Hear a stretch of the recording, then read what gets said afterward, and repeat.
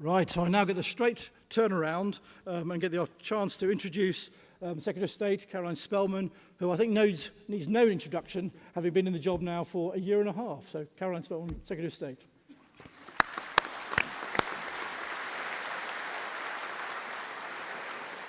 Well, good morning, ladies and gentlemen. And as a West Midlands MP, could I actually just start by welcoming you to Birmingham? I'm delighted to see you here.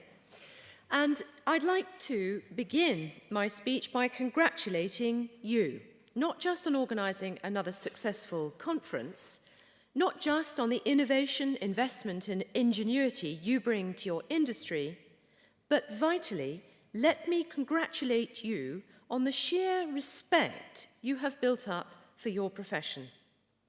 At a time when other industries, banking, media, and certainly politics have felt the ill wind of public disapproval, to be a farmer in Britain commands respect.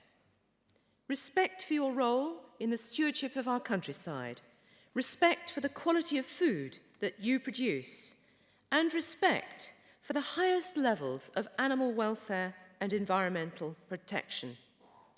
To repeat a phrase that David Cameron used, you did that, not me, and you should be proud.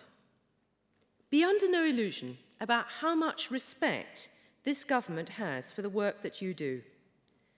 We know farming isn't about filling in form after form or merely making the countryside look nice for visitors.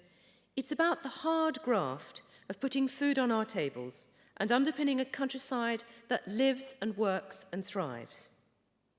Government can't deliver that with a flick of a pen in Whitehall. And what's more, it shouldn't pretend that it can. I believe that right now we have one of the most farming-focused ministerial teams ever seen, but not even we should claim to know what works best for your farms, your villages, and your rural communities. That's why we're determined to forge a new partnership between government and farming. A partnership where government is on your side, not on your back. I understand the challenges you face. I also know that this industry has huge potential. I know that the government and agriculture need to work in partnership and how important it is that we get that partnership right. There's a lot hanging on it. Environmental protection, the rural economy, and the role of farming in growing and rebalancing our national economy.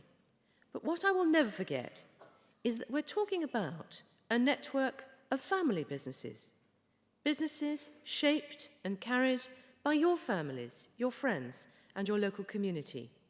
So we respect and value that. We're listening to you, we are supporting you, and we trust your expertise. And if government is getting in your way when we don't need to, I want to know about it.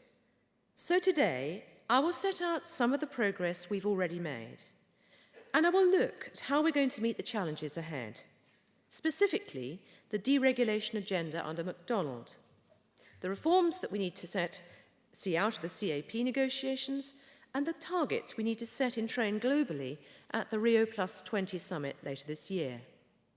But first, Peter quite rightly calls on us to deliver. So let me tell you some of the things we've delivered so far. For too long, politicians sat on their hands on the issue of bovine TB, looking the other way as cattle were slaughtered and livelihoods lost.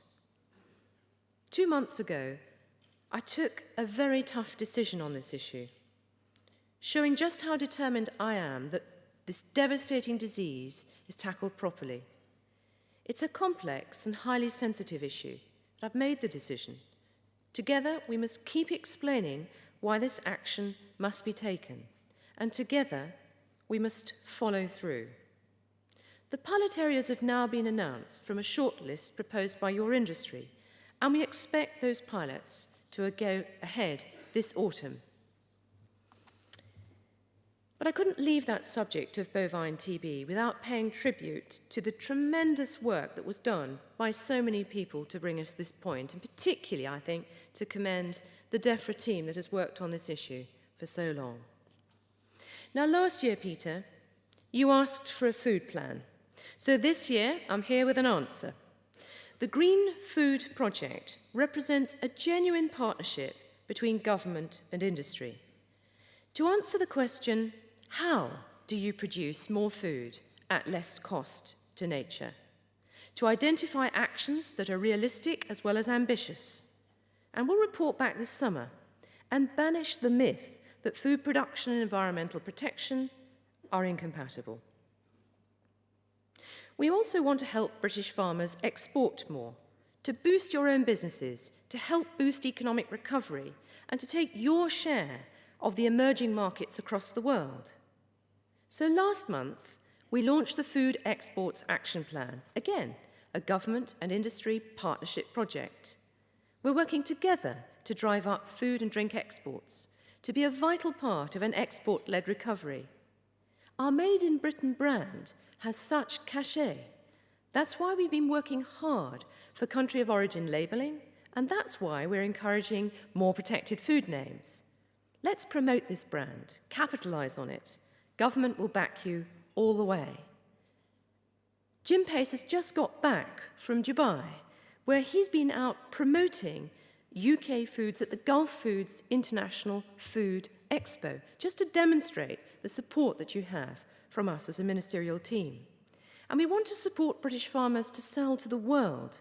We want to support you also as the backbone of the rural economy.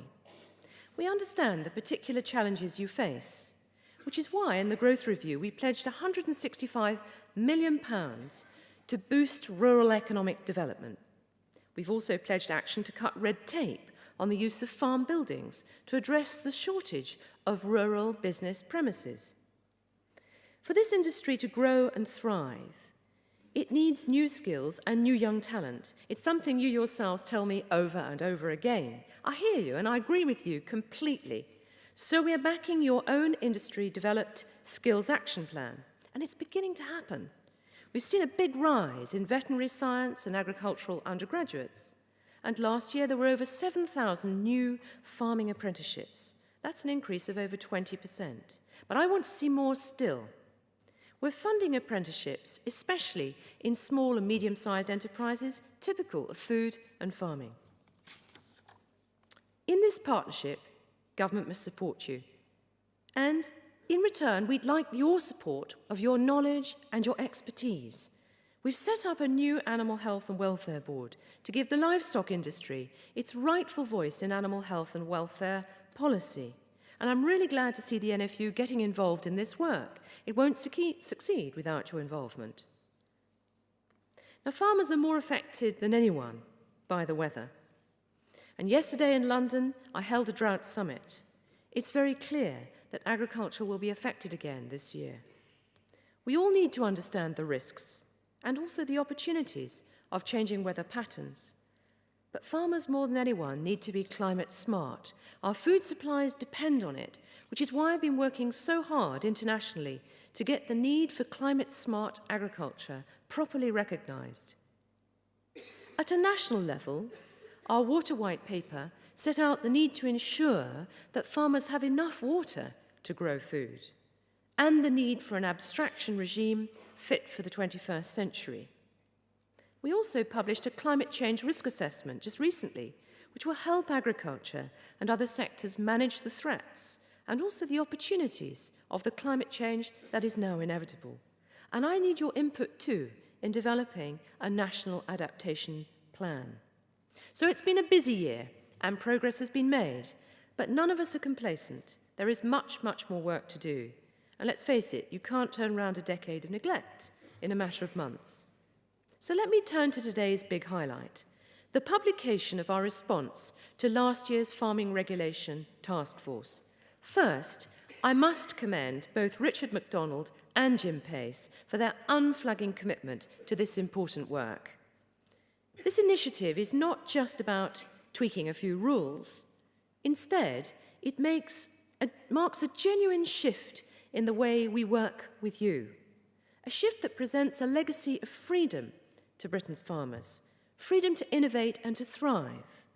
The keys to this freedom are partnership, trust, and simplification. In a new culture of trust, we will be reducing inspections for farmers who consistently achieve high standards. We want them to let them get on with running their farms, cut out duplicate visits. We also need to maintain the trust of consumers, both here and abroad. In partnership, we must keep the Made in Britain brand intact, ensuring our food maintains its high quality as well as being safe, ethical and green. We will step up our focus on farmers who underperform. This new approach is risk-based, it's common sense, win-win. But let me be clear, this is not going to compromise the standards that are needed. We will come down hard on those who don't play by the rules.